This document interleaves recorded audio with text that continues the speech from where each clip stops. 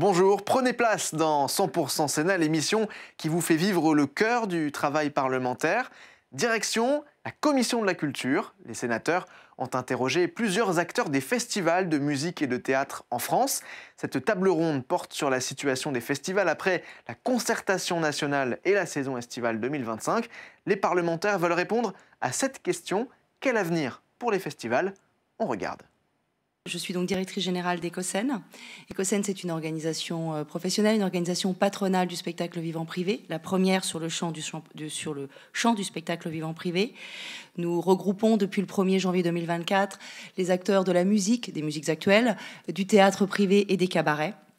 Quelques 500 producteurs de spectacles, des producteurs de spectacles, des diffuseurs installés en région, des salles de concert, tout le réseau des zéniths, mais également de salles privées, des cabarets, des théâtres privés parisiens et en région. Donc, Ecocène, plus précisément sur la question des festivals, nous représentons 137 festivals qui sont installés sur tout le territoire.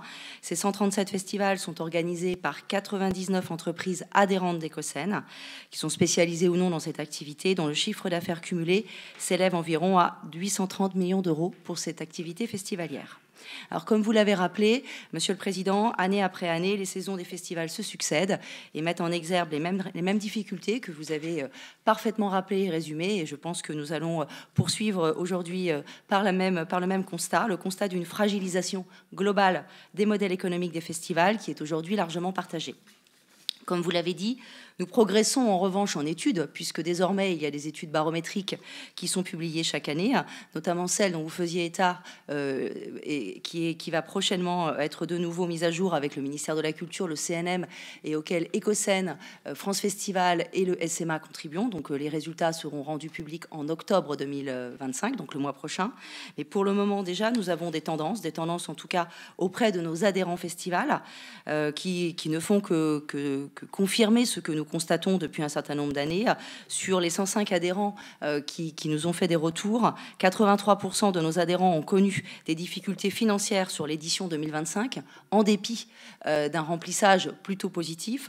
48% ont connu des difficultés liées à la programmation artistique, et 17% ont connu des difficultés liées à des aléas climatiques.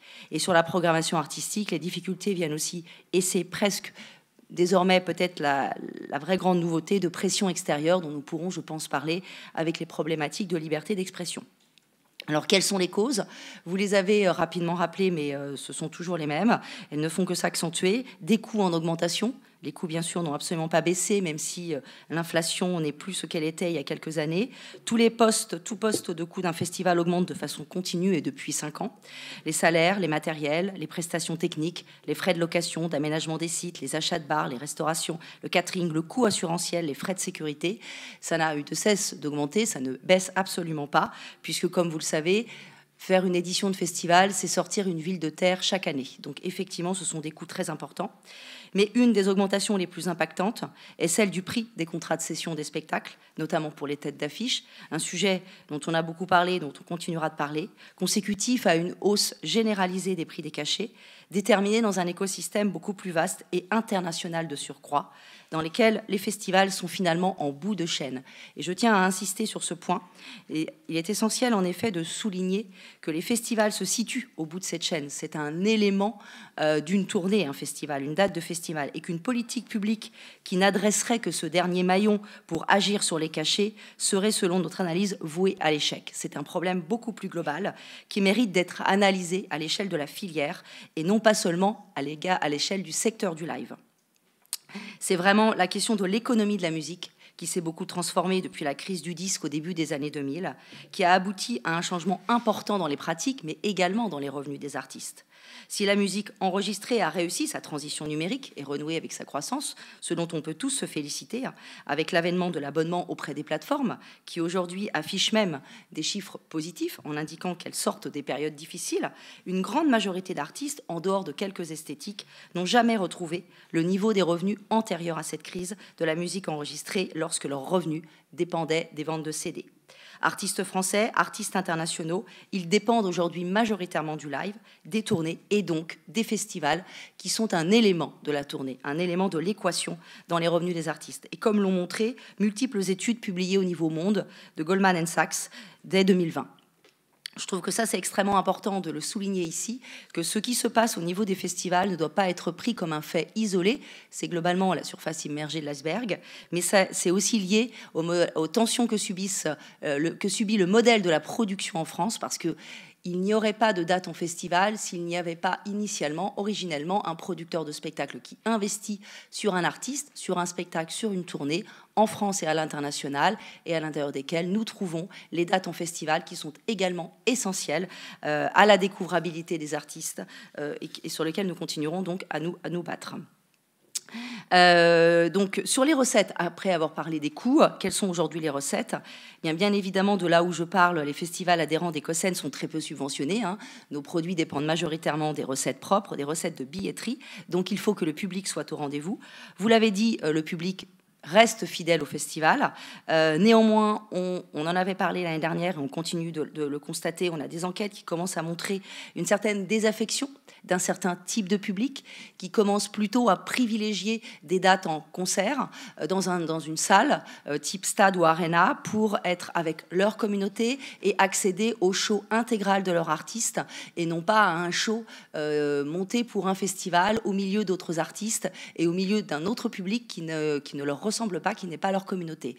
C'est ce qu'on appelle un signal faible qu'on est en train d'analyser avec nos organisateurs de festivals parce qu'effectivement, c'est un fait aujourd'hui.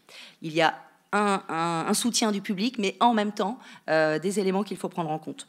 Sur l'augmentation des prix, nous, on constate une augmentation modérée des prix, qui n'est absolument pas en phase avec l'augmentation des coûts, de plus à 30 à 40% pour les coûts, et on a augmenté depuis 2-3 ans, plus 4 à 5% des prix des passes pour accéder à un concert. Donc effectivement, ces recettes restent... c'est ça l'effet ciseau, c'est qu'on a une courbe de dépenses qui augmente beaucoup plus vite que les recettes. Vous l'avez dit également, une multiplication des aléas climatiques qui fragilisent le modèle, avec effectivement une récurrence, une sévérité croissante de ces aléas climatiques qui soulèvent des questions sur la pérennité des festivals et une grande incertitude sur la capacité encore à pouvoir trouver une assurance et également la question du coût des assurances.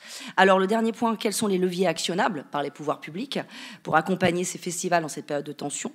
Eh bien évidemment, nous avons la question première de notre établissement public, le Centre national de la musique, des recettes de cet établissement qui dépendent des taxes, notamment la taxe sur la billetterie de spectacle, payée par les acteurs du spectacle vivant musical et de variété, et dont le problème, c'est qu'elle est plafonnée. Cette taxe est en croissance, eu égard à la croissance de l'activité, mais cette taxe est plafonnée. Et l'année dernière, c'est près de 5 millions d'euros qui ont été écrétés au profit du budget général de l'État. Je pense qu'ici, nous serons tous d'accord pour dire que c'est une mesure absolument illégitime, un plafonnement injuste et injustifié. Et un plafonnement injuste lorsqu'on sait que le grand établissement à côté du CNM qui s'appelle le CNC voit toutes ces classes, ces taxes non plafonnées. Donc aujourd'hui, nous revendiquons et nous demandons un déplafonnement de cette taxe fiscale, surtout à un moment où on doit aborder toutes ces crises, et on parle ici de la crise festival. Nous ne comprenons pas le détournement du budget de l'État des recettes issues de taxes sectorielles. Je vous rappelle que, à l'origine de cette taxe sur la billetterie de spectacle, c'est une surtaxe voulue par les professionnels pour des professionnels. Il est donc illégitime qu'elle soit écrêtée au profit du budget général de l'État.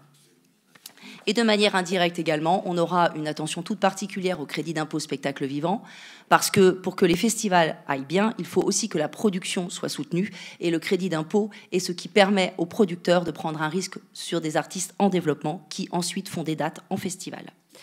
Donc ce sont les leviers. L'autre levier, effectivement, et vous l'avez dit, l'absorption de l'inflation des coûts, le réalignement avec les attentes des différents publics ou le développement des nouveaux partenariats relève clairement de la stratégie économique et artistique des entreprises.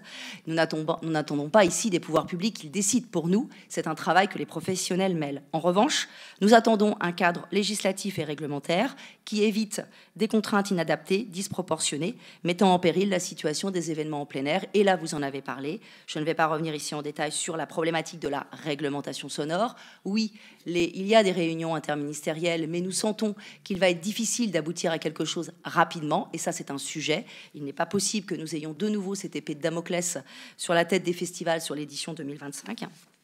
26, pardon. Il y a la problématique de la réglementation des ensembles démontables, autre texte extrêmement technique, issu d'un arrêté de juillet 2022, pensé sans le secteur qui le subit en premier lieu. Là aussi, nous faisons partie du comité de veille, du comité de suivi de ce texte au sein du ministère de l'Intérieur, mais il est extrêmement difficile de faire bouger également les lignes de cet arrêté, qui est une nouvelle contrainte réglementaire qui pèse sur nos festivals. Et voilà ce que je voulais dire rapidement. Désolé, j'ai sans doute été un petit peu long. Merci à vous. Merci, Madame la Directrice Générale. Monsieur le Président. Monsieur le Président, Madame la Présidente du groupe de travail Festival, Madame la rapporteure des crédits création, Mesdames les sénatrices, Messieurs les sénateurs, Mesdames et Messieurs les administrateurs, chers collègues. Je vais à mon tour tenter de vous dresser les enjeux qui se dessinent pour nos adhérents en ce début de saison 2025-2026 et à l'issue de la saison des festivals 2025. Pour mémoire, le SMA, le syndicat des musiques actuelles, est un syndicat, une organisation qui regroupe 600 entreprises qui agissent toutes dans le champ des musiques actuelles, et ce sur l'ensemble de la filière. L'ensemble de la filière s'entendant par les salles, les producteurs, les festivals, mais également les labels phono, les radios associatives, les centres de formation, etc. Je vais m'appuyer pour décrire cette situation sur la récente étude que le CNM a publiée, c'était en juillet dernier, et qui analysait les éditions de 107 festivals de musique actuelle, ce qui permet de faire un petit focus, et vous verrez que les chiffres sont un peu plus alarmistes que ceux qui ont été publiés par le CNM.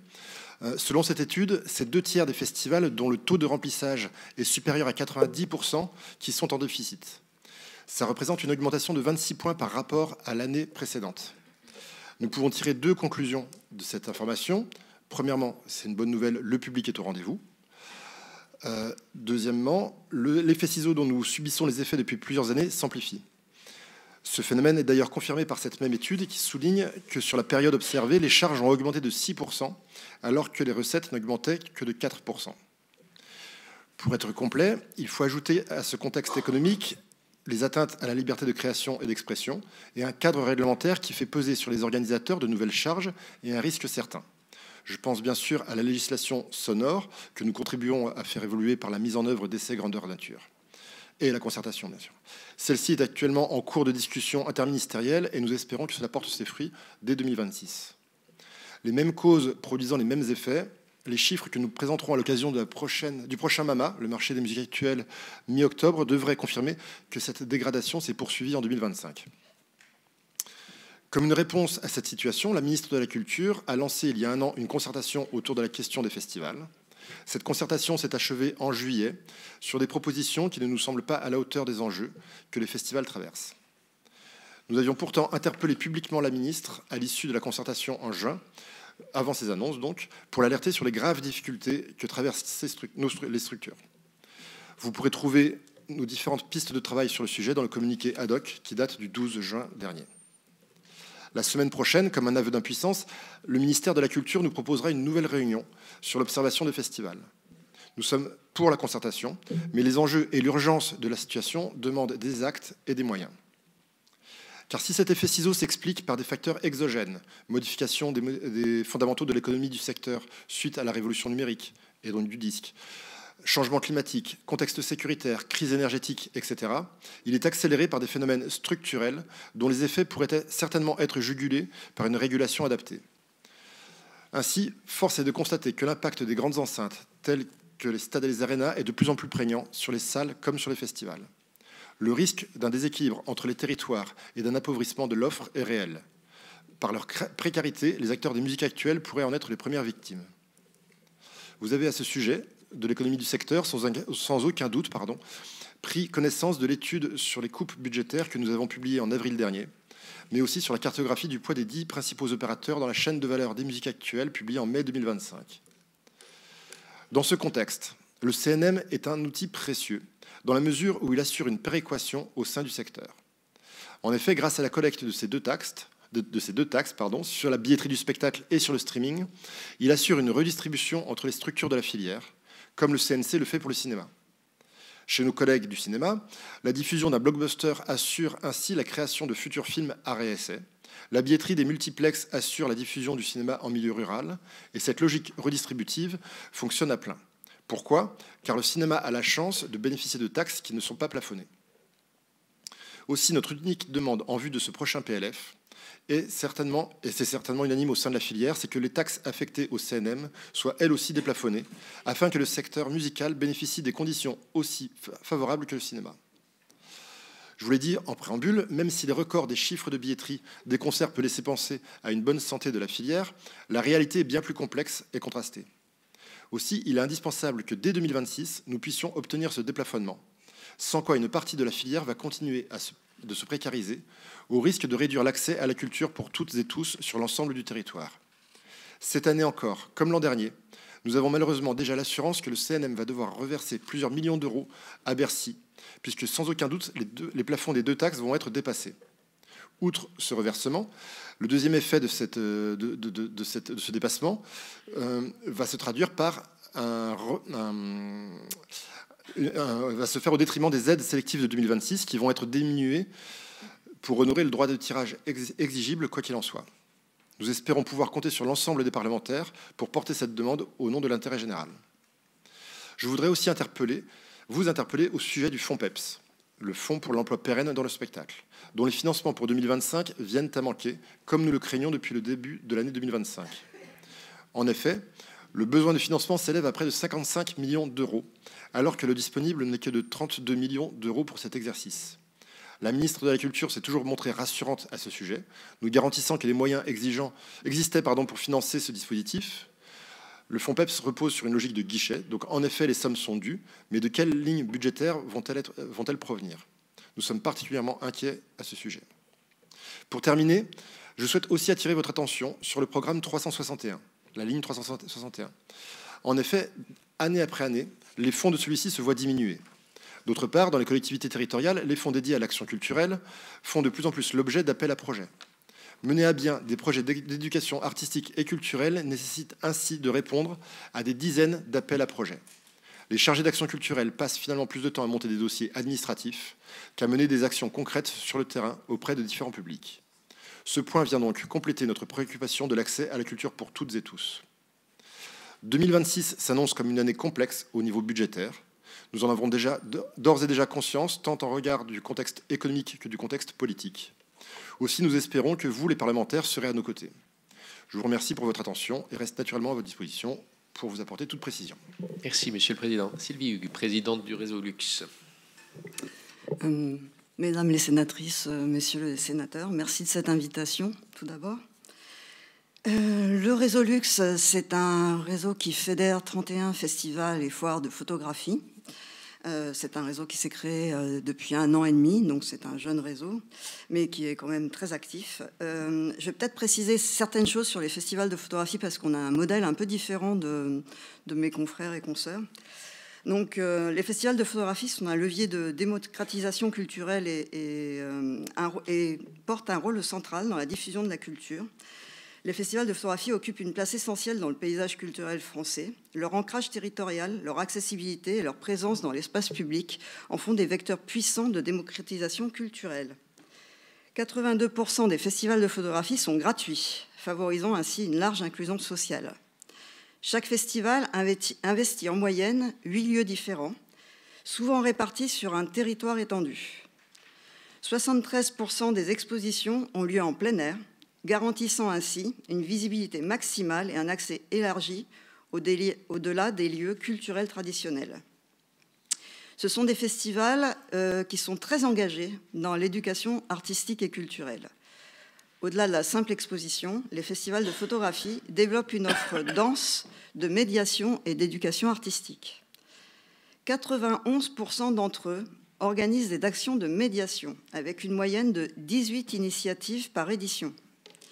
74% mènent des actions spécifiques à destination des scolaires, s'inscrivant pleinement dans les objectifs de l'EAC, éducation artistique et culturelle, comme vous le savez. La photographie, par sa nature accessible et son langage universel, est un médium particulièrement pertinent pour sensibiliser les jeunes publics et encourager la pratique amateur. Les festivals répondent à des objectifs de politique publique clairs. Ils sont gratuits. Ils ont un ancrage territorial fort, notamment en zone rurale et dans les petites villes, et ils ont des actions éducatives structurantes. Pourtant, ce secteur est très fragile. Un tiers des festivals ne dispose d'aucun poste pérenne, fonctionnement essentiellement grâce à des contrats précaires et à l'engagement bénévole. Des données issues du département des études de la prospective et des statistiques du ministère de la Culture, le DEPS, montrent que le montant moyen d'aide des DRAC est de 26 000 €. Alors, on est dans des budgets qui sont très différents de la musique, hein, on est beaucoup plus petits. En médiane, on est à 10 000 € et la photographie représente 3,1% des festivals aidés. Les crédits alloués à la photographie sont de 7,2%, soit une part proche du cirque, et représentent 6,5% des arts visuels. Des chiffres qui sont peut-être un peu plus élevés parce qu'ils sont influencés par les gros festivals qui sont Visa pour l'image et les rencontres d'Arles, mais qui en fait faussent un peu les chiffres parce que la plupart de nos festivals sont quand même de petite et moyenne taille. J'ai des exemples précis à vous. Notre inquiétude, elle représente surtout dans la baisse inquiétante que nous avons connue entre 24 et 25. Ainsi, nous avons perdu énormément de subventions. Ces baisses proviennent principalement des régions et des DRAC. La DRAC Île-de-France étant très sollicitée actuellement, nous enregistrons des grosses baisses, mais aussi, comme vous le savez, les Pays de Loire. Nous avons ainsi un festival qui a vu sa subvention passer de 12 000 € en 24 à 0 en 25. Alors, 12 000 €, c'est peut-être pas beaucoup pour vous, mais c'est un festival qui avait 50 000 € de budget. Autant vous dire que proportionnellement, c'est terrible. Ce que nous recommandons, ajuster les aides à la hauteur de l'impact réel, remonter les aides aux festivals de photographie pour les aligner avec leur poids dans les arts visuels, soit au minimum 10% des crédits dédiés. Peut-être valoriser la gratuité, faire de la gratuité un critère d'éligibilité ou d'évaluation dans l'attribution des aides et subventions, en particulier dans les territoires où l'accès à la culture est plus limité. Renforcer la reconnaissance des festivals en zone rurale, mieux soutenir les festivals implantés en zone blanche ou ruralité, ainsi que ceux qui prennent des risques esthétiques dans les formes contemporaines ou émergentes. Soutenir la structuration de l'emploi, mettre en place un fonds dédié à l'emploi culturel inspiré du fonds PEPS, permettant à chaque festival de disposer au moins d'un poste pérenne et stable. Structurer le AC au sein des festivals, bénéficier d'un accompagnement renforcé de la part de la délégation générale à la transmission, au territoire et à la démocratie culturelle, afin d'intégrer pleinement les festivals de photographie dans les politiques d'éducation artistique et culturelle existantes. L'éducation à l'image est un enjeu démocratique fondamental. À l'heure de la multiplication des images, souvent manipulées ou générées par l'intelligence artificielle, former les jeunes à l'analyse critique des images devient indispensable. Cela permettrait également de diversifier les sources de financement. Enfin, et ça c'est très très important, mieux représenter la photographie dans les instances de régulation de l'IA. Inclure les acteurs de la photographie dans les concertations relatives à l'intelligence artificielle, notamment celles pilotées par le ministère de la Culture et celui du numérique. À ce jour, la photographie est absente des discussions entre développeurs d'IA générative et ayant droit culturel. C'est une faille majeure, alors que l'IA bouleverse profondément la création, l'économie et la valeur symbolique des images. En conclusion, les festivals de photographie sont des acteurs culturels stratégiques, accessibles, territorialisés, engagés dans l'éducation à l'image, fragiles financièrement et désormais confrontés à des bouleversements technologiques majeurs. Ils méritent un accompagnement à la hauteur de l'impact culturel qu'ils ont, éducatifs et citoyens. Le Réseau Luxe recommande une reconnaissance accrue et une intégration renforcée des festivals de photographie dans les politiques publiques, afin de soutenir et protéger la création et la diffusion photographique, alors que nous nous apprêtons à célébrer le bicentenaire de ce médium inventé en France et que la France a donné au monde. Je vous remercie. Merci Madame la Présidente. Aurélie Fouché pour Scène Ensemble. Monsieur le Président, Mesdames les sénatrices, Messieurs les sénateurs, au nom des coprésidents de Scène Ensemble, Céline Porte et Vincent Rocheleca, je vous remercie de cette nouvelle réunion qui nous permet de rappeler l'importance des festivals dans le paysage. Je voudrais appuyer en préambule sur ce qui a été dit par mes collègues, sur le biais de division qu'on peut avoir quand on observe la question des festivals. Les festivals sont un maillon essentiel d'un système plus large. Donc voilà, je pense qu'on gagnerait aussi à faire ce focus arrière. J'abonde dans ce sens-là. Scène Ensemble représente 500 adhérents sur l'ensemble du territoire hexagonal et outre-mer, un peu moins d'une centaine de festivals, de services publics, de musique majoritairement, mais aussi pluridisciplinaires, implantés en métropole, en territoire périurbain, en ruralité, en montagne, un peu partout, qu'ils soient adossés à une structure de type centre culturel de rencontre ou scène pluridisciplinaire ou pas. Vous nous avez enjoint à la concision, donc je ne vais pas revenir sur ce qui a été dit. Je laisserai aussi le soin à France Festival d'apporter un premier bilan de l'édition 2025. La saison des festivals est toujours en cours pour nous, très largement sur cet automne. Je voudrais simplement me contenter de rappeler que notre bilan global est le suivant. L'érosion économique des festivals persiste et leur fragilité est désormais structurelle. Et enfin, l'agilité qui est déployée par nos adhérents empêche un effondrement et une disparition des festivals sur les territoires, mais au prix d'un risque constant de rupture, qu'elle soit humaine, on commence à vraiment le voir dans les équipes, économique et aussi artistique. On a 3 indicateurs, outre les questions d'observation des festivals particulièrement, mais qui nous remontent et qui nous inquiètent à l'égard des festivals. La première, c'est que notre collège festival nous fait remonter qu'il y a de plus en plus de difficultés à accueillir des grandes formes, des grands plateaux, et c'est une menace sur ce qu'on est capable de présenter au public en termes de diversité, j'insiste, en termes de format. Le deuxième, on est aussi évidemment, comme nos collègues administrateurs, des organismes sociaux du secteur, et on commence à avoir quelques indicateurs poindre sur le fait que les cotisations sociales ne sont pas toujours réglées et qu'un certain nombre de contentieux commencent à être lancés, en tout cas de recouvrement, de procédures de recouvrement, ce qui doit nous alerter pour les festivals et pour l'ensemble du monde culturel. Et puis enfin, notre cellule juridique nous fait remonter une saisine particulièrement importante sur un accompagnement pour des ruptures conventionnelles, pour des licenciements économiques, voire pour un modèle auquel nous n'aspirons pas, c'est-à-dire le non-remplacement d'emplois au profit de prestations. Donc ça doit vraiment nous inquiéter. Les festivals tiennent, mais ils tiennent au prix de cette érosion qui va nous mener bientôt à une rupture. On aura sans doute l'occasion dans nos échanges de se parler du projet de loi de finances, évidemment, des questions de fonds PEPS, des plafonnements de la taxe, fonds festival. Je n'y reviens pas dans cette introduction. Je voudrais simplement dire qu'on est dans une période d'incertitude prolongée. Le discours qu'on tient aujourd'hui et qui est maintenant établi par les observations, on le tient depuis près de 3 ans, peut-être même plus. Donc il y a une sensation un peu désagréable de devoir rappeler à quel point on arrive au point de rupture. Je voudrais me faire cet écho parce qu'on le ressent très fort dans les discussions avec nos adhérents, mais c'est peut-être aussi, dans ce temps maudit, l'occasion de se poser la question de ce qu'on veut comme politique publique robuste, à un moment où notre pays fait aussi face à un certain nombre de divisions, tout simplement pour garantir un avenir aux festivals dans leurs dimensions les plus diverses. Notre propos, c'est pas d'opposer les grands festivals et les petits festivals, les festivals de photos, les festivals de musique. La question, c'est de savoir qu'est-ce qu'on veut comme écosystème qui soit robuste, et ça veut dire un écosystème qui soit divers. On demande 3 choses. Le premier, c'est de réinstaller un partenariat qui soit durable, qui soit basé sur un pilier triple: la confiance, la stabilité et la visibilité. La confiance, c'est reconnaître la capacité des acteurs à faire leur travail, c'est-à-dire leur dire quel impact on veut avoir sur un territoire, sur une population, dans une politique culturelle globale, et de laisser faire ces acteurs. La seconde, c'est la stabilité, c'est offrir un cadre juridique et financier qui soit stable. On est depuis 5 ans dans des cadres qui bougent en permanence et qui nous fragilisent.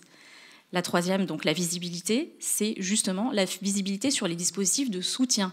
C'est revenir à une vision politique, sinon budgétaire, pluriannuelle, avec une programmation ambitieuse de ce qu'on souhaite pour les festivals, y compris dans la dimension de AC. Ça a été soulevé. Ça devient intenable de faire 10 appels à projets pour pouvoir faire ces missions de service public. La deuxième chose qu'on demande, c'est de revoir les modes d'observation et d'évaluation des festivals. Aujourd'hui, on a une évaluation qui est essentiellement quantitative, économique, qui est importante, qu'on doit avoir, mais on souhaite aussi rappeler qu'un festival, c'est une manière d'habiter un territoire autrement.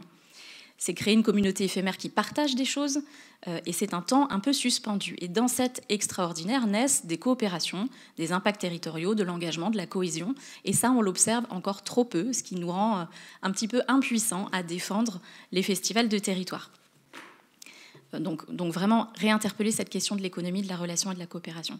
Troisièmement, et c'est peut-être le point le plus important, réarticuler une vision et un cadre d'action qui soient partagés pour les festivals. On est à un moment charnière pour repenser la place de chacun, l'État, les collectivités territoriales dans leurs différents niveaux d'intervention, les professionnels, dans un édifice de politique publique de festival global.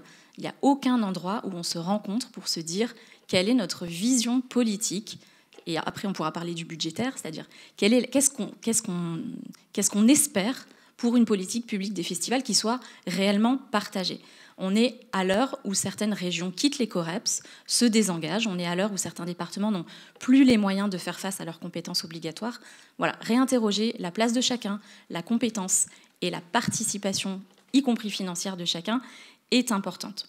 Ça se posera de manière budgétaire tout de suite dès 2026, puisqu'on a les plus grandes inquiétudes sur ce budget. Mais sans ces 3 grands chantiers, on continuera à écoper avec un dé à coudre. Les festivals sont une opportunité de recréer de la proximité, à un moment où une partie de notre population se sent éloignée du service public, avec un sentiment d'isolement, sinon de relégation, notamment dans certains territoires périurbains et ruraux. Les festivals sont porteurs de ces missions de service public et de cet engagement à être ensemble. Donc voilà, ce sont des catalyseurs de participation citoyenne, d'engagement, de partage, de démocratie. Et si nous ne prenons pas politiquement la mesure de cela, si nous ne sommes pas capables de poser un agenda politique avec des intentions partagées et donc après de pouvoir discuter d'un cadre budgétaire, d'autres se chargeront de le faire pour nous avec des visées peut-être plus identitaires et ils sont déjà là. Merci. Alexandra Bobès, directrice de France Festival. Bonjour, donc Monsieur le Président, Mesdames les sénatrices, Messieurs les sénateurs, merci beaucoup pour cette invitation, au nom aussi de nos coprésidents et de tous nos adhérents, bien sûr. Donc France Festival, c'est une fédération, un syndicat, une fédération de festivals de musique et du spectacle vivant qui contribue de manière active depuis 60 ans maintenant à la réflexion et la mise en œuvre des politiques publiques à destination des festivals. On observe aussi le secteur par la conduite des études et l'organisation aussi de temps de réflexion, échange, coopération, comme SOFES par exemple, le Forum national des festivals qui a eu lieu cette année pour la première édition et qui continue, qui sera reconduit en 2026 dans une autre région. Nous représentons des festivals d'intérêt général dans tous les territoires, festivals de disciplines différentes, donc on a des festivals de musique actuelle, de musique de patrimoine et de création, de théâtre, danse et pluridisciplinaire, avec des tailles et modèles économiques très, très différents. Les budgets de nos adhérents, juste pour que vous ayez une idée, vont de 5 000 € à plus de 25 millions d'euros. C'est ça nos adhérents. Il n'y a pas, mais on ose dire qu'il n'y a pas de petits et grands festivals, il y a des échelles de festivals diverses, mais tous contribuent à l'aménagement culturel des territoires. Ils sont sans aucun doute l'outil de décentralisation culturelle le plus important, et je pense que nos études l'ont déjà montré à plusieurs reprises. Laissez-moi vous donner quelques tendances sur le bilan des festivals donc 2025.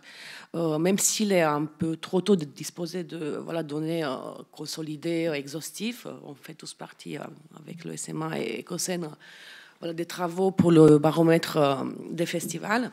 On a interrogé donc nos adhérents très divers et ça nous permet de dégager quelques grandes tendances.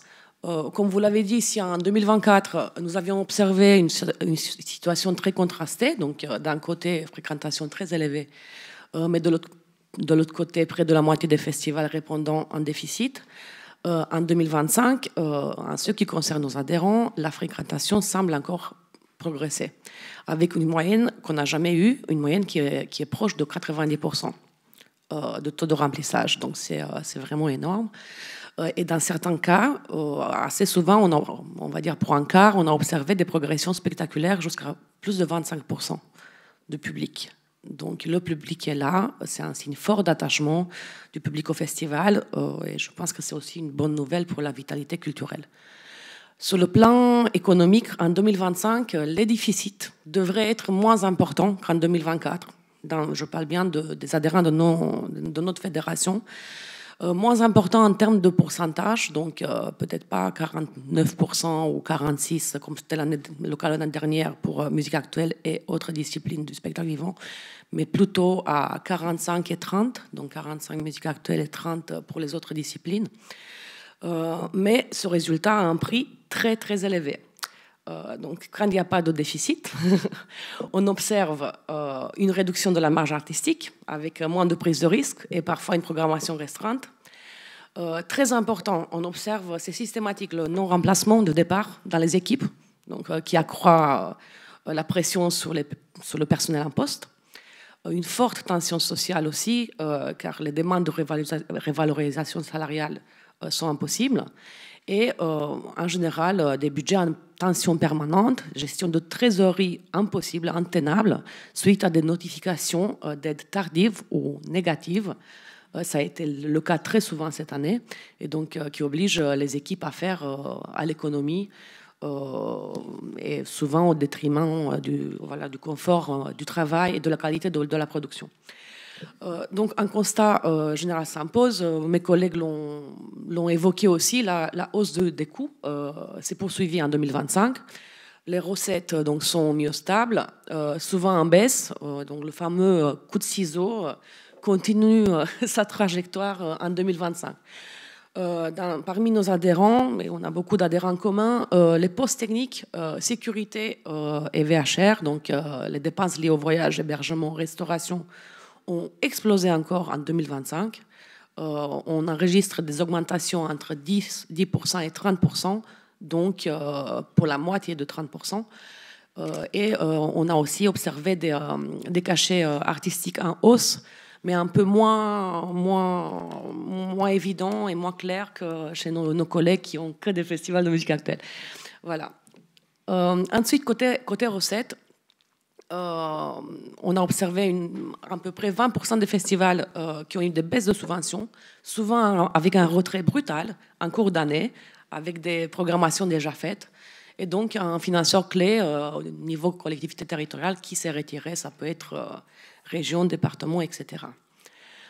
Un chiffre important aussi, c'est que vu que le taux de remplissage était en hausse, on enregistre quand même une billetterie en hausse, donc 20% de hausse de billetterie, mais paradoxalement, la moitié d'entre eux, des festivals qui ont enregistré des hausses de billetterie, sont déficitaires quand même.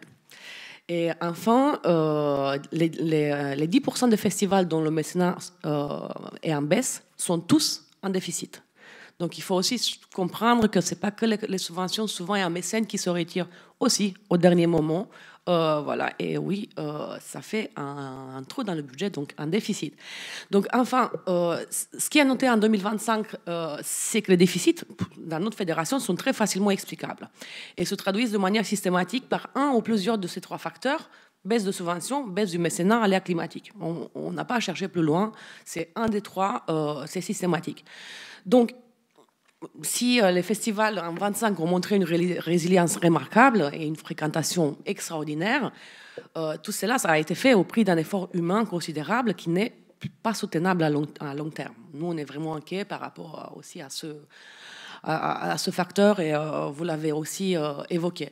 Donc oui, c'est un modèle sous tension qui ne pourrait pas se maintenir durablement sans un engagement fort, plus clair et plus stable des pouvoirs publics. Et si on a beaucoup parlé de fragilisation, et là je suis d'accord, mais on parle beaucoup aussi de dégradation du modèle festival, les chiffres, mais aussi certaines dynamiques à l'œuvre au niveau territorial et au niveau national montrent qu'il s'agit plutôt d'une dégradation des politiques publiques de la culture. Donc, voilà.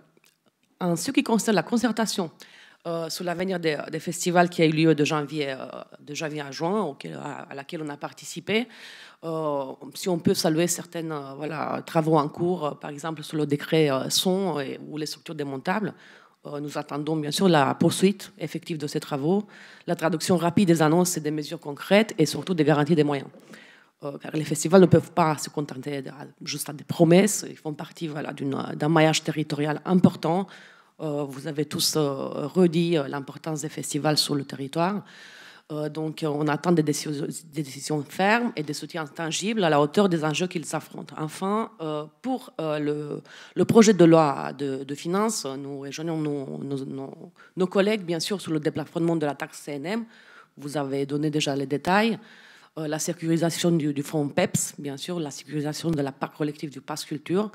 Et je pense qu'il faut aussi être ambitieux, alors que tout le monde nous demande de ne pas être ambitieux. On demande aussi une augmentation du fonds festival de 30 millions à 50 millions. Et enfin, je souhaiterais rajouter que nous ne pouvons pas parler d'un projet de loi de finances sans interroger le projet de société qui est censé servir, la société dans laquelle nous voulons vivre, quelles valeurs nous voulons défendre ensemble et quels droits fondamentaux nous voulons garantir à nos concitoyens. Or, le contexte est lourd, on l'a dit, redit, inflation, superinflation, instabilité économique et politique, fragilisation continue de la démocratie, entrave croissante à la liberté d'expression et de programmation. Dans ce climat, le secteur culturel, qui devrait être un espace de respiration, de débat et d'ouverture, se trouve de plus en plus fragilisé. Le rôle du Parlement et de son projet de loi de finances est alors essentiel. Il doit être un outil de réparation, pardon de le dire comme ça, réparation de la société et de renforcement de la démocratie. Car nous posons une question simple qui a été déjà posée. Quelle est aujourd'hui la politique culturelle partagée entre l'État et la collectivité territoriale? Le principe de réalité, bien sûr, nous oblige à prendre en compte les contrats budgétaires contemporains, mais il nous oblige aussi à être ambitieux, de rebâtir une politique culturelle forte, lisible et ambitieuse, avec des moyens à la hauteur des enjeux. Un budget qui n'affirmera pas la culture comme un secteur essentiel, un budget qui manquera une fois de plus d'ambition sera pour nous une erreur dans la période trouble que nous traversons. Merci beaucoup. Première question de notre rapporteur pour les crédits budgétaires, Karine Daniel.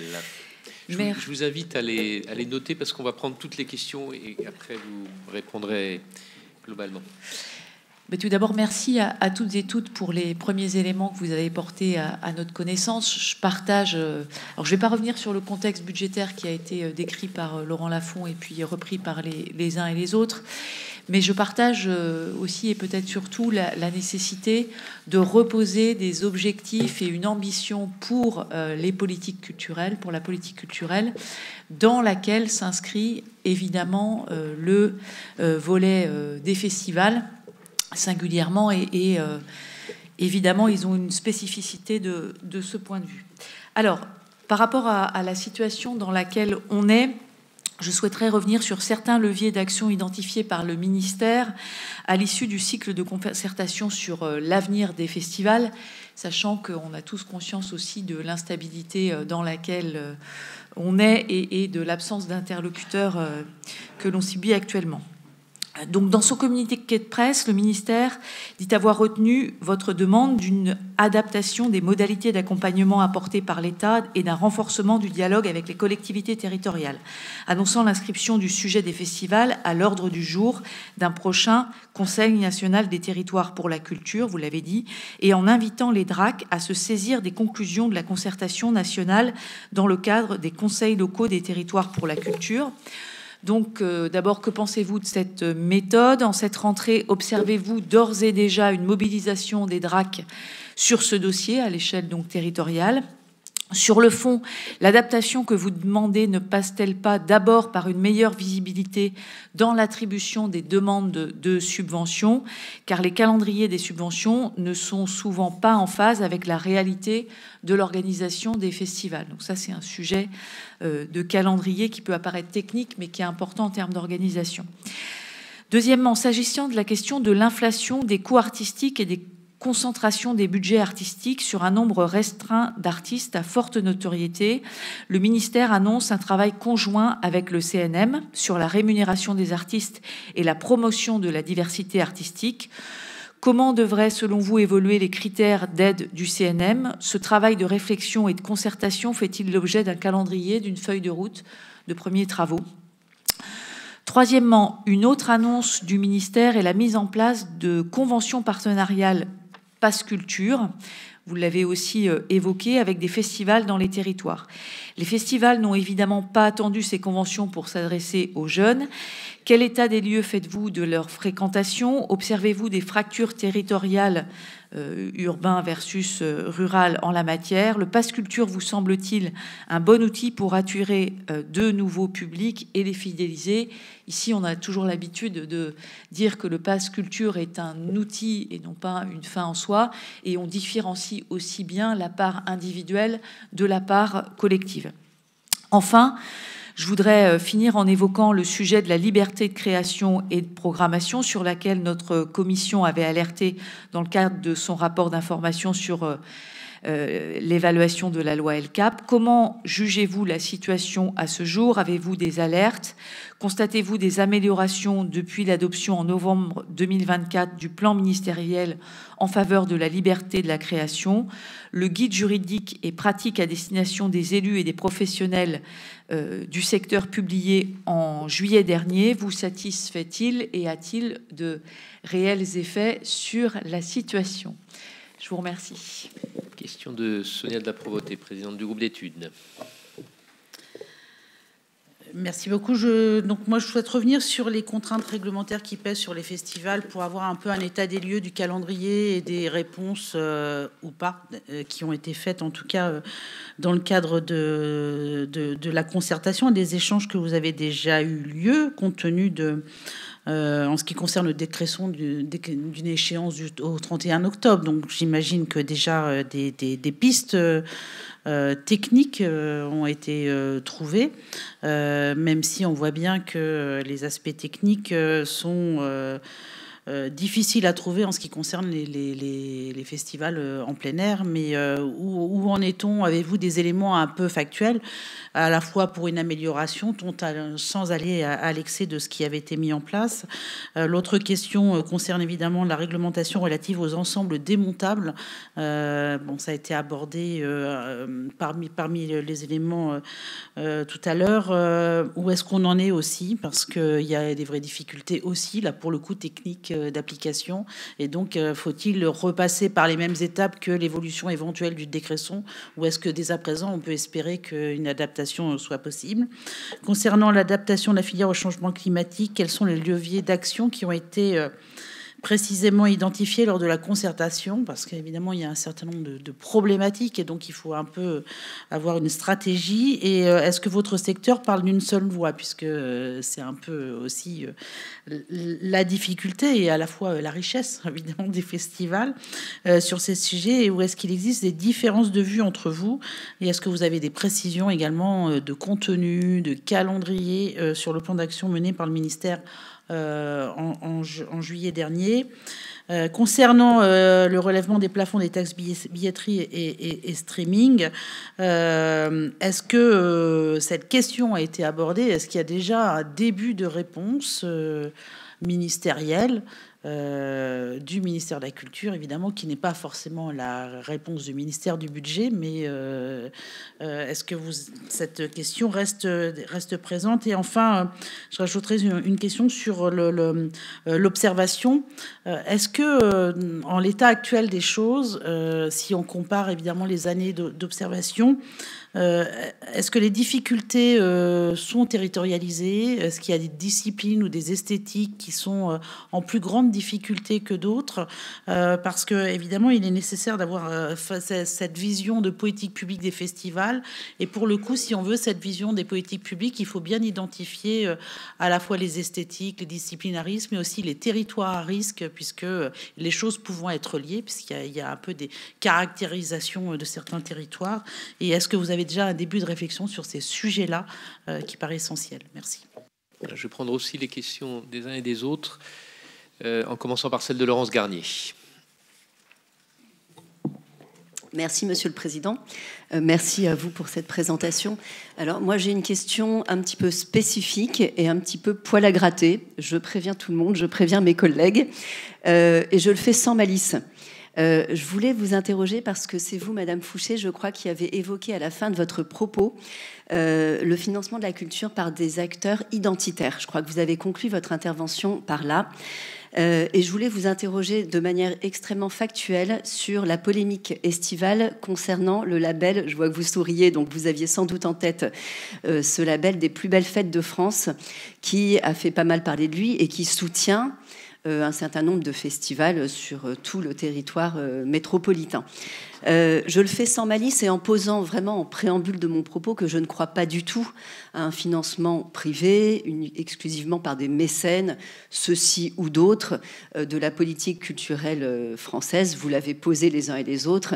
Moi, j'ai été, je le précise, vous allez comprendre pourquoi, vice-présidente de la région des Pays de la Loire en charge de la culture il y a plusieurs années. J'ai entendu, vous avez cité cette région et les interrogations qu'elle a suscitées au niveau du monde culturel, que je peux parfaitement entendre par ailleurs. Mais je voudrais vraiment resserrer mon propos parce que moi, je comprends parfaitement les interrogations du monde culturel sur ces financements extérieurs aux partenaires publics et aux collectivités de la culture. Je peux les entendre, mais je voulais savoir de manière extrêmement précise. J'ai eu beaucoup de témoignages, sans doute parce que j'ai ce prisme culturel qui m'a précédé, d'un certain nombre de vos collègues festivaliers que vous connaissez, que vous fréquentez au quotidien, qui ont insisté sur le fait qu'ils n'avaient eu aucune pression de la part de ce label, aucune forme de prosélytisme, aucune forme de volonté d'influencer sur la programmation des festivals. Et donc ma question était toute simple. Est-ce que vous, dans les interlocuteurs qui sont les vôtres, vous avez eu des témoignages précis de personnes qui vous auraient dit « Oui, le label a cherché à influencer ma programmation. Oui, ils ont cherché à modifier les éléments que je présentais dans mon festival. » Sylvie Robert, sans transition. Sans transition. Merci, Monsieur le Président. Merci à toutes et à tous. D'abord, je voudrais rappeler l'attachement, je dirais peut-être quand même notre attachement à tous les membres de cette commission au festival. Ça fait plusieurs années que l'on vous écoute, que l'on vous entend surtout. Et malheureusement, chaque année amène son lot de fragilité supplémentaire. Et j'ai entendu dans vos propos peut-être l'idée qu'à un moment nous sommes peut-être au bord de la rupture pour certains, pour ces festivals. Donc vous avez pointé les questions économiques. Nous sommes un certain nombre à nous être élevés contre effectivement la question du plafonnement de la taxe du CNM, crédit d'impôt. Nous le referons. J'aurai encore des collègues, je pense, solidaires pour remonter au créneau, parce que les dangers sont réels et je sais que derrière, c'est l'impact sur toute une filière et je crois que nous devons en être tout à fait conscients. Le problème des festivals, c'est qu'il n'y a pas de visibilité pluriannuelle. Les festivals ne sont pas soclés dans le budget. On l'a toujours dit. Et là, c'est un vrai sujet. On en a déjà parlé. Et je crois que si on structure une véritable politique publique, il faut aller vers ça. Alors, je vais avoir deux questions. La première, alors je ne vais pas, Monsieur le Président, vous voyez, vous êtes peut-être inquiet, mais je vais vous rassurer, je ne vais pas rebondir sur les propos de ma collègue Laurence Garnier, mais je voudrais quand même alerter les uns et les autres, et Karine Daniel en a parlé, sur les questions de censure, d'autocensure. Avec Else Joseph et Monique de Marco, notre rapport, vous le savez, a démontré que ces alertes sont de plus en plus fréquentes. Et ces alertes, au-delà de la question de la censure et de l'autocensure, ont montré que même cet été, une grande région, pas loin d'ici, a carrément retiré sa subvention à un festival plébiscité, très important, pour des raisons que je qualifie d'idéologiques. Donc, je voudrais très clairement savoir si vous avez, en l'espèce, des remontées sur l'été dernier, d'autres phénomènes de cette nature. Je rappelle que le Conseil d'État, en 2020, a consacré la liberté de création et d'accès aux œuvres comme liberté fondamentale. Donc, il y a très clairement, ce n'est pas un acte anodin, puisque la justice administrative l'encadre et peut apprécier le caractère disproportionné de la décision de la collectivité. Je voudrais savoir si vous avez vraiment des remontées de cette nature, parce que c'est la première fois, en l'occurrence pour une telle raison, qu'il y a un retrait global de la subvention, et je ne parlerai pas de la région Pays de la Loire. Vous avez compris que ce n'est pas de cette région dont je parle. Je pense effectivement que tout ce qui a été dit autour notamment des cachets qui se sont envolés, des groupes qui existent au sein du secteur du live, renvoie à ce que j'ai essayé d'évoquer tout à l'heure sur le fait qu'il faut vraiment réussir à dézoomer le sujet.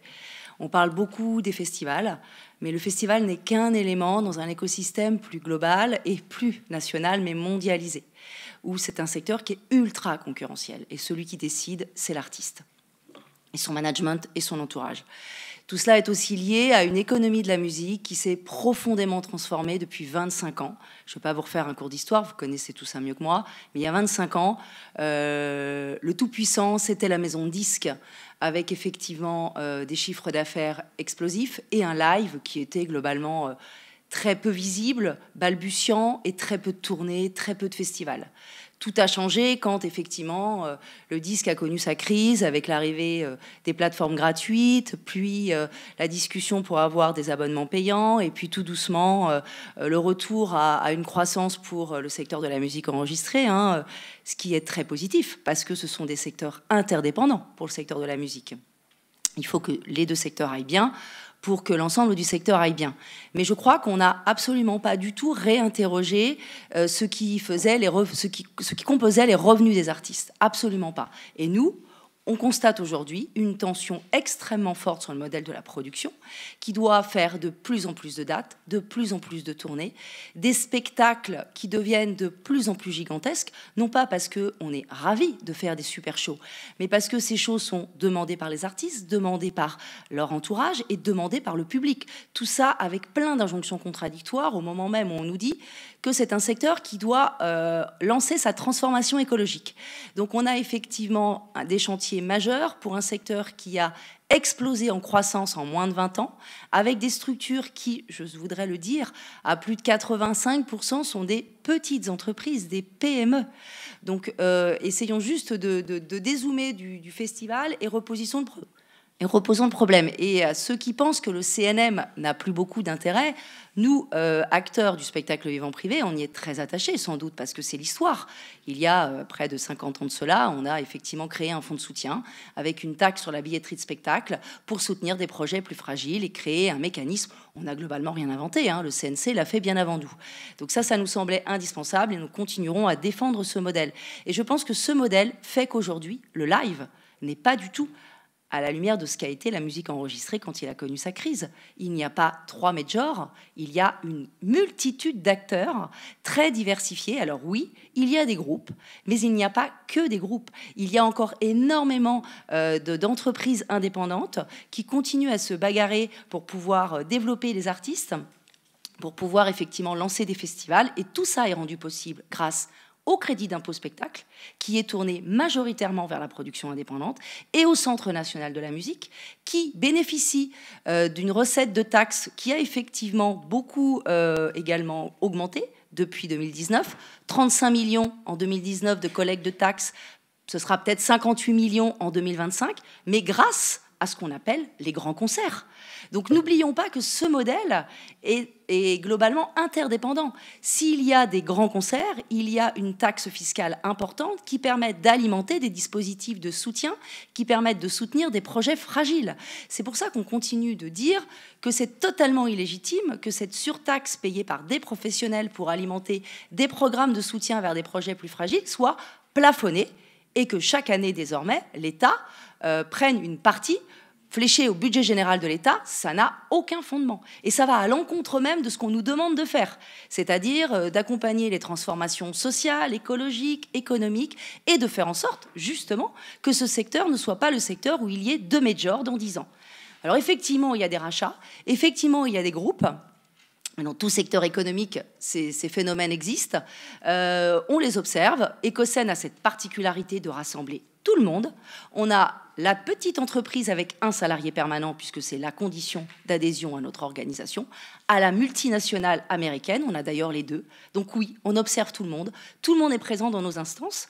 Et à côté de cela également, l'autre sujet dont vous parliez, si je veux terminer sur ça, comme on est extrêmement préoccupé par l'évolution du live, qui affiche des chiffres incroyables, mais qui est sur un équilibre extrêmement fragile, les marges de nos entreprises sont négatives pour la majeure partie d'entre elles. Donc oui, Il y a des chiffres dingues. Oui, il y a des shows incroyables. On parle de cachets dingues, mais non, les producteurs de spectacles ne s'en mettent pas plein les poches. Ce sont des entreprises aux marges négatives. C'est pour vous dire à quel point l'équilibre, il est fragile. Et le festival n'est qu'un élément de cet écosystème global. On réclame depuis des années, et enfin, ça a été entendu, que le CNM, qui est quand même l'opérateur qui nous rassemble tous, qui doit étudier ce secteur et l'évolution de ces secteurs, travaille sur l'économie du live, sur le modèle de la production, et nous attendons les résultats de cette étude qui devrait paraître début d'année. C'est essentiel pour nous. Et je crois également qu'il faudrait que le CNM s'empare aussi, enfin, du problème de la composition du revenu des artistes. Je sais que tous les acteurs de la filière musicale ne sont pas extrêmement favorables, mais je pense qu'il est temps qu'on se dise les choses clairement. Il est plus possible de simplement dire que c'est le live qui n'arrive pas à réguler les cachets, que ce sont les producteurs qui n'arrivent absolument pas à négocier avec les artistes. Je peux vous assurer que c'est un secteur ultra concurrentiel et que si vous dites non à un artiste, à un groupe, un artiste qui devient un peu majeur, bah, il s'en va. Voilà, c'est tout simple, il s'en va. Et donc si un producteur de spectacle perd un artiste, même pas majeur, même idole, pour son équilibre, c'est compliqué. Parce que ce sont des modèles qui fonctionnent avec des artistes en développement qui peuvent être développés parce qu'il y a aussi des artistes qui commencent à faire des salles de jauge importantes. Et on n'est pas en train de dire qu'on ne veut que des salles, que des artistes qui fassent des stades. Et le dernier point, et après je passerai la parole, je voulais aussi rebondir sur ce qui s'est passé cet été et ce que nous voyons également arriver sur la censure. La liberté de programmation, la liberté d'expression, c'est un sujet qui nous préoccupe. Nous l'avions dit l'année dernière sur des questions de tournée théâtrale qui étaient compliquées en région parce que certains sujets n'étaient pas considérés comme étant acceptables ou acceptés. Nous avons de plus en plus de remontées effectivement de programmation qui deviennent plus accepté, donc censuré.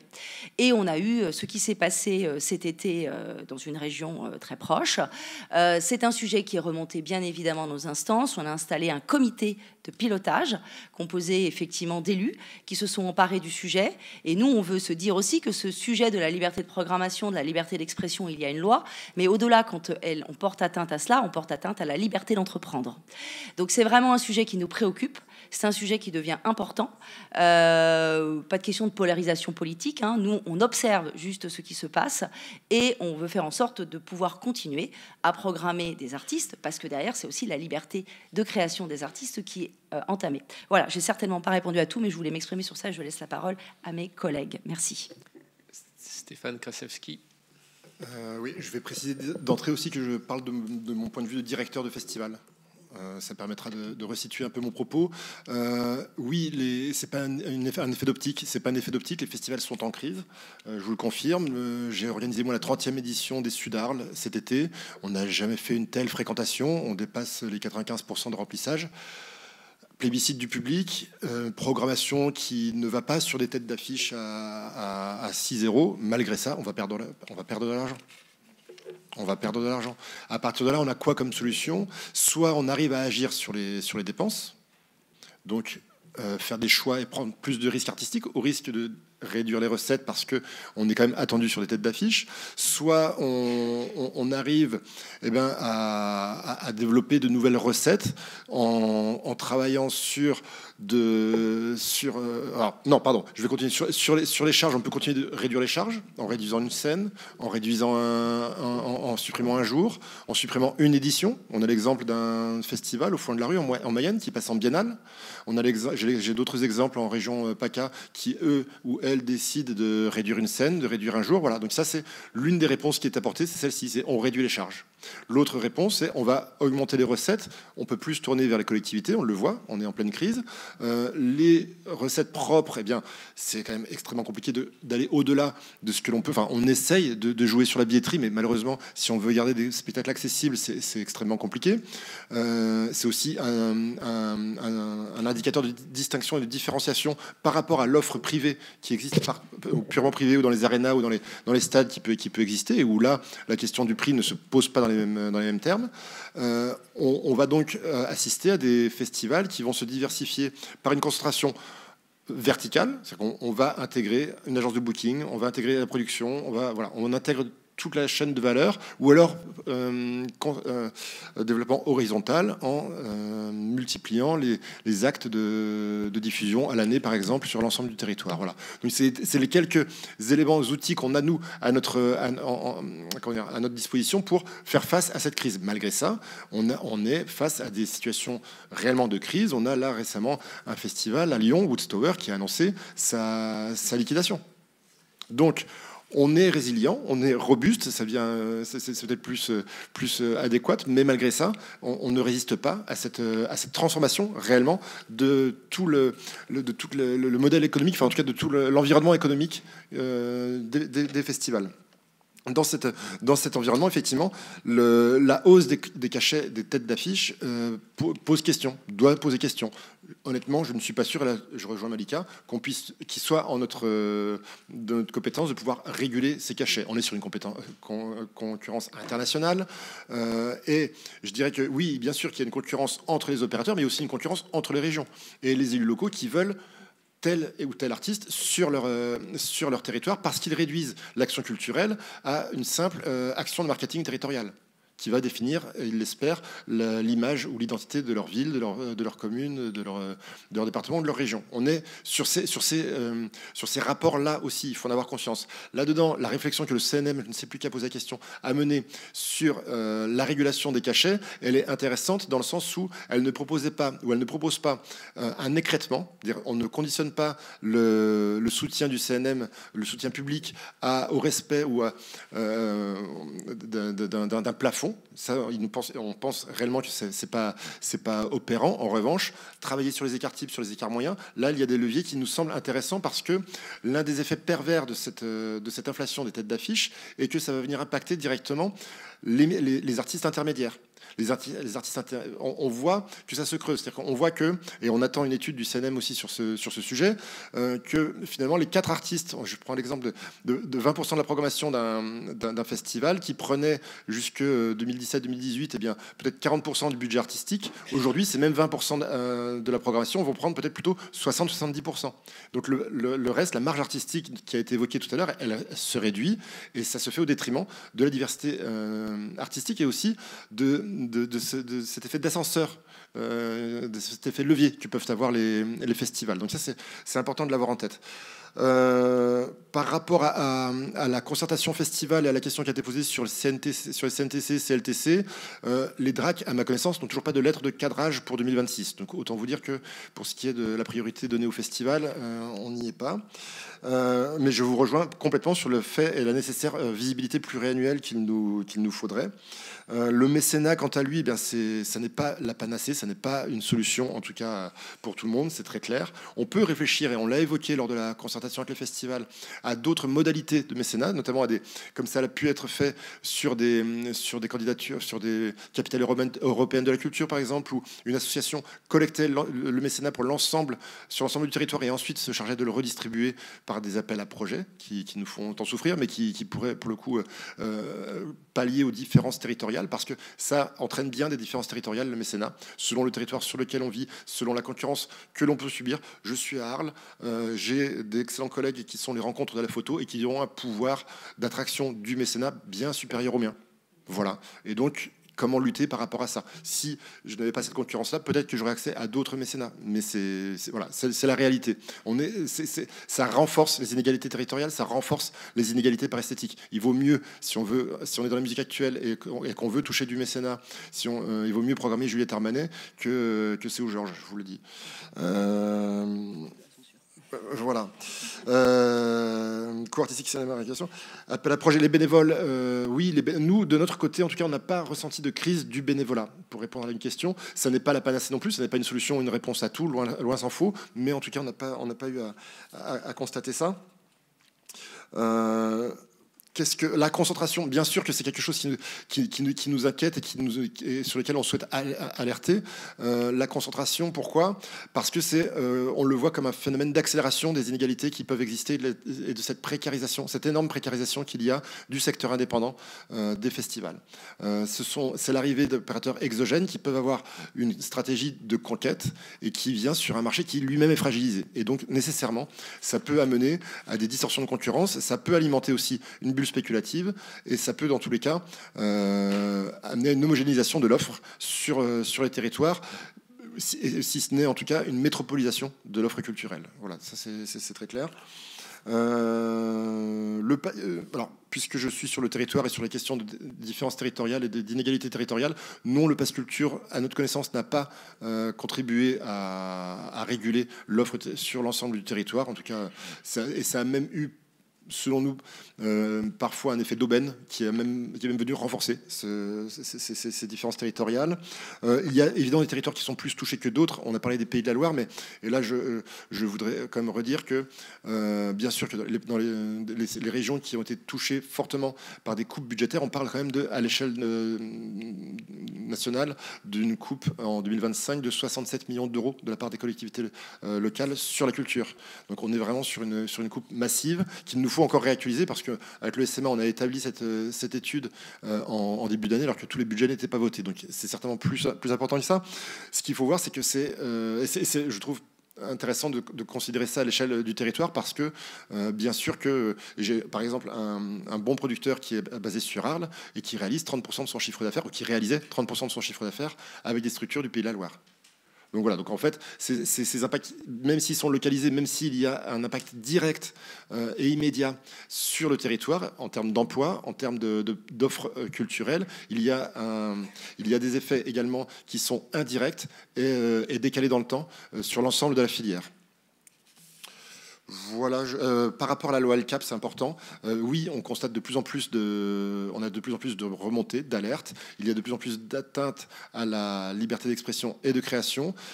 Oui, ces actes sont de plus en plus légitimes. C'est très inquiétant. C'est très inquiétant. Dans ce contexte-là, la réponse qui a été apportée par le ministère, si l'on considère la nomination d'une haute fonctionnaire chargée dont c'est le domaine de compétence, oui, c'est une bonne chose. Le guide à destination des collectivités, force est de constater que tous ne l'ont pas lu. Voilà. Merci. Merci. Qui veut prendre Madame Fouché? Oui, je veux bien prendre le relais. D'abord sur le pass culture, pour clarifier s'il est encore nécessaire de le faire, notre position à l'égard de cet outil. La part individuelle ne nous bénéficie pas au jeu de l'attractivité des propositions sur le Tinder de la culture. Nous sommes les grands perdants. Voilà, donc la part individuelle nous concerne très peu, mais on est aussi sur des structures qui ont des politiques tarifaires qui sont très attractives, et donc voilà, on pense que le non-fonctionnement de cette part individuelle, en tout cas chez nos adhérents, est aussi lié à ça.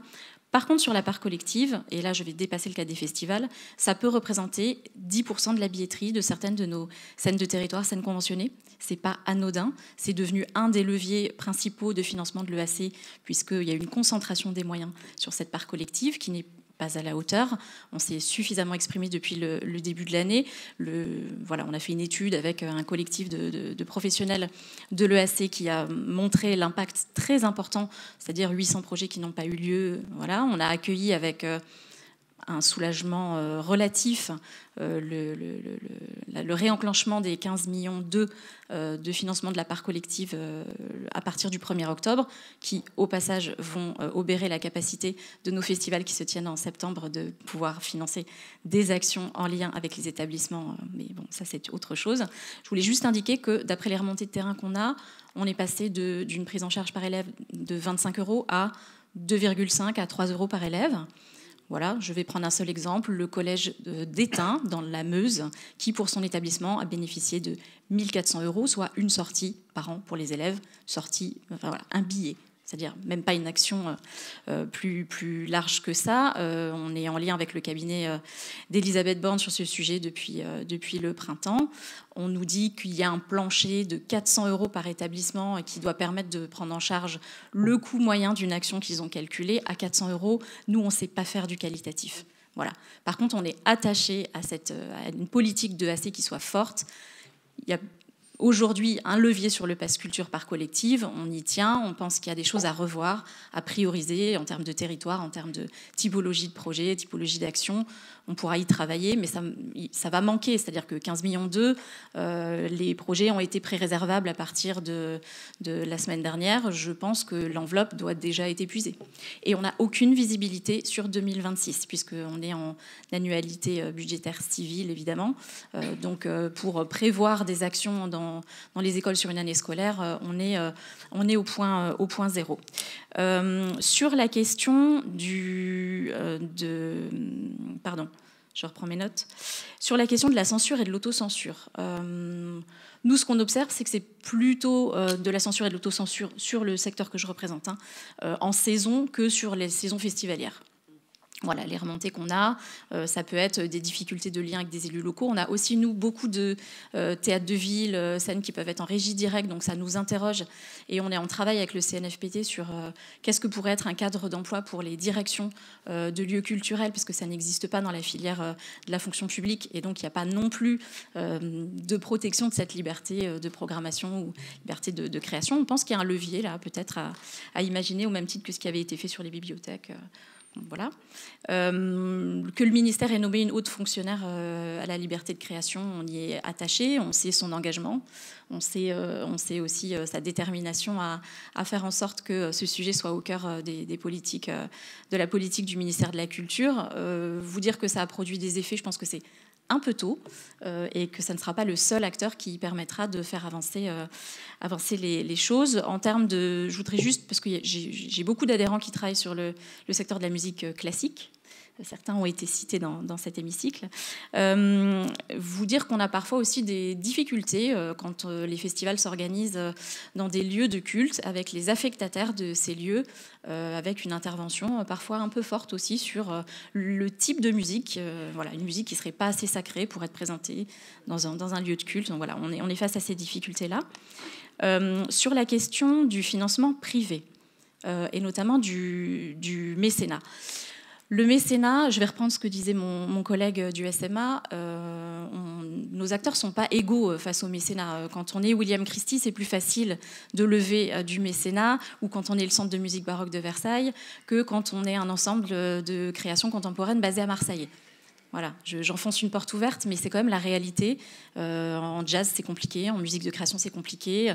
Je suis sûre que si on demandait aux acteurs de la marionnette leur relation au mécénat, bon voilà, on est sur un mécénat pour un événement local, d'entreprise, et c'est tant mieux. Ça fait aussi partie de cette logique de coopération que j'exprimais sur un territoire qu'on est capable, mais c'est un levier, somme toute, assez relatif.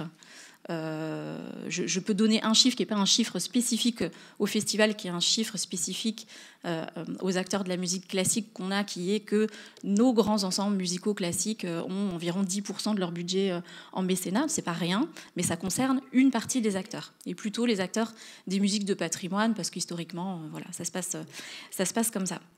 Dire aussi que sur ce même secteur, effectivement, il y a des très grands mécènes de la musique. On est très content quand ils sont là. Quand ça va s'arrêter, il va falloir se poser la question de la soutenabilité des projets. Et c'est une vraie interrogation.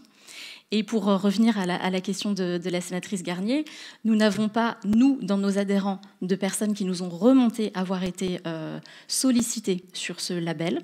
C'est possible que ça ait été le cas et qu'on ne l'ait pas su. Par contre, ce qu'on observe, c'est un tiraillement éthique de certaines de nos structures à se dire, finalement, il y a aussi des appels à projets, à la Fondation du bien commun. Voilà. Ce qui est dangereux pour nous, c'est de se dire, on a un projet d'EAC sur 3 territoires avec des collèges en REP+, et on n'arrive pas à les monter parce qu'il n'y a pas d'argent pour faire ça, et donc on devient aussi une cible pour des acteurs qui ont un projet politique derrière, et on doit dire non à ces financements-là parce que nos projets à nous, s'ils sont porteurs de principes et de valeurs, ils ne sont pas politisés ou politiques. Voilà. Donc comment est-ce qu'on fait face à ça? Et on sait que c'est une partie de ces grands acteurs investissent massivement sur les questions de patrimoine, qui sont très liées aussi au secteur que je représente. On a l'ensemble des centres culturels de rencontres. Voilà, entre autres. Musique de patrimoine et de création, je le disais, surtout en patrimoine, ça peut être un élément de fragilité parce qu'il peut y avoir une récupération identitaire et c'est un sujet sur lequel on s'interroge. Nous, notre sujet, c'est pas de dire il faut avoir de l'argent de droite ou de l'argent de gauche, c'est pas ça. C'est par rapport aux valeurs qu'on porte, qu'est-ce que ça implique d'accepter de l'argent privé qui, finalement, est sous-tendu par un projet politique. Voilà la question. Et notre fragilité structurelle fait que ces questions sont en train de se poser. Aujourd'hui, on arrive à esquiver. Voilà, il y a des projets qui vont s'arrêter parce qu'à un moment donné, on ne pourra pas les financer et que peut-être il y aura un positionnement de la part de nos directions de projet de dire on ne va pas chercher cet argent-là. C'est ça que je pointe. Et puis, entre festivals et fêtes de village, même s'ils ont ciblé aussi certains festivals, on n'est pas tout à fait dans le même projet. Mais une grande partie des acteurs que je représente, qui sont aussi sur un volet patrimonial, sont vulnérables à cela.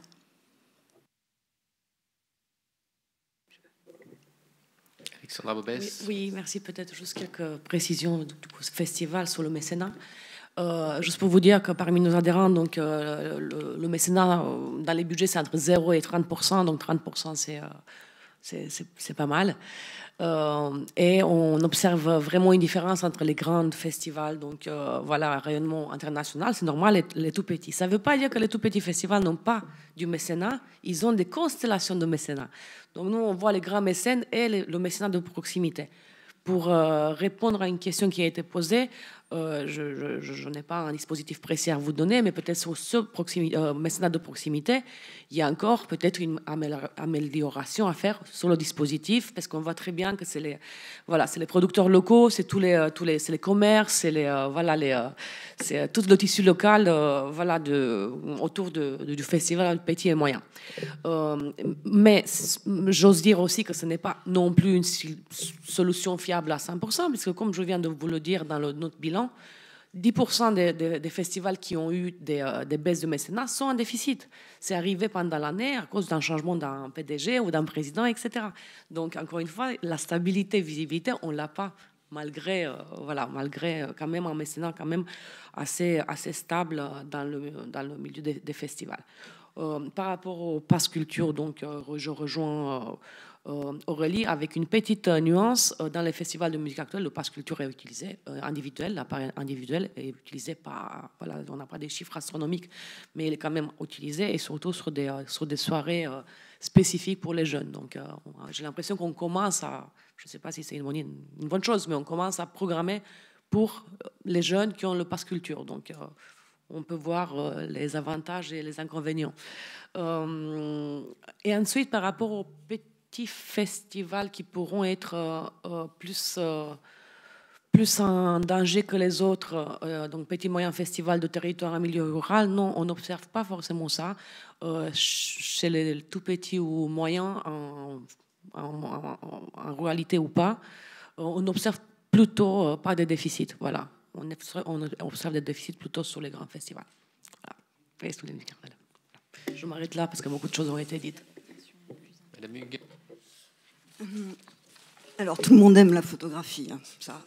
Tout le monde adore voir des expositions de photos. Et nous aussi, dans le secteur de la photographie, en 25 ans, les photographes ont connu vraiment une baisse de leurs revenus, mais monstrueuse, en partie à cause du numérique.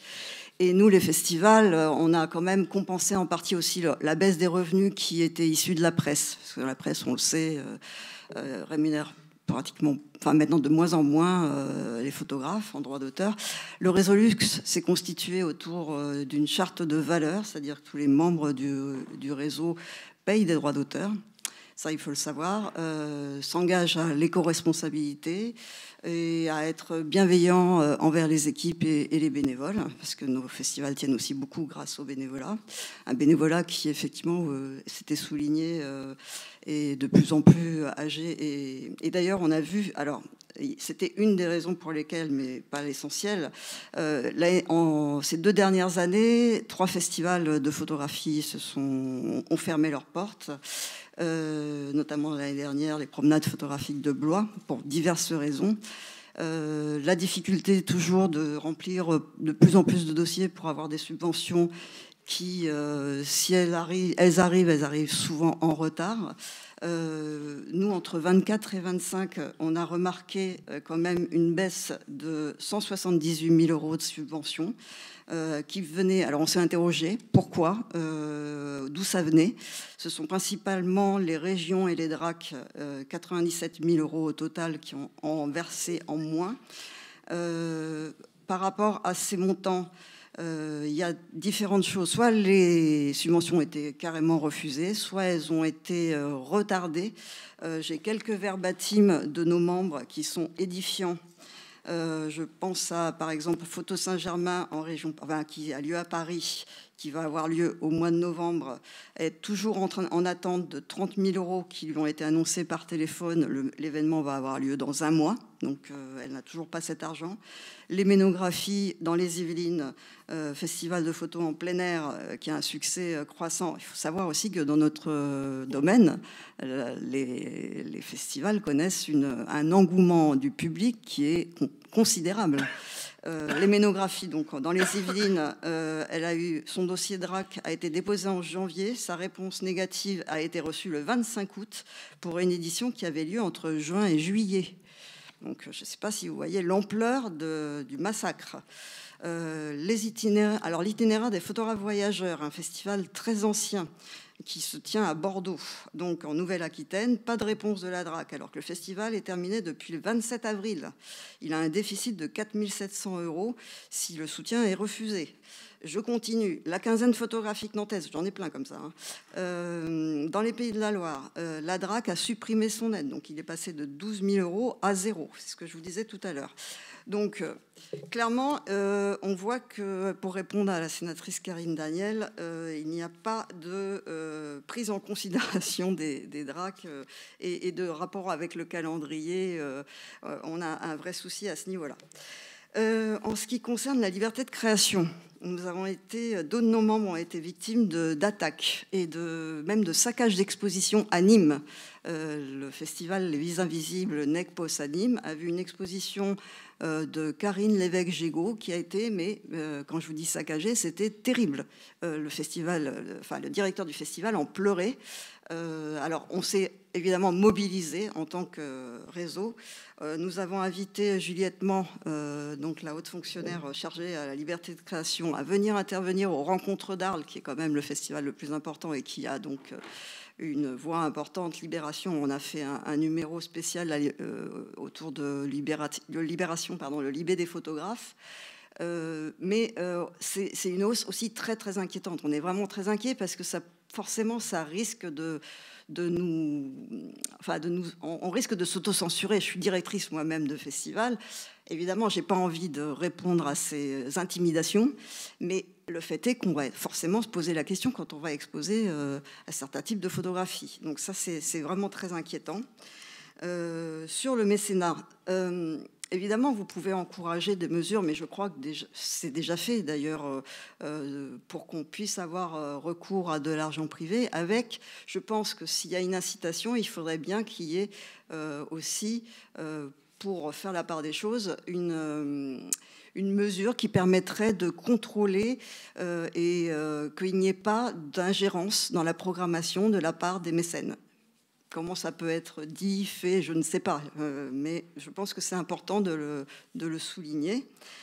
Et enfin, pour répondre à la sénatrice de la Gironde, dans les petits festivals, parce que nous, on est quand même, on a deux grands festivals, enfin, on a deux importants. C'est assez particulier la photographie parce que c'est très hétéroclite.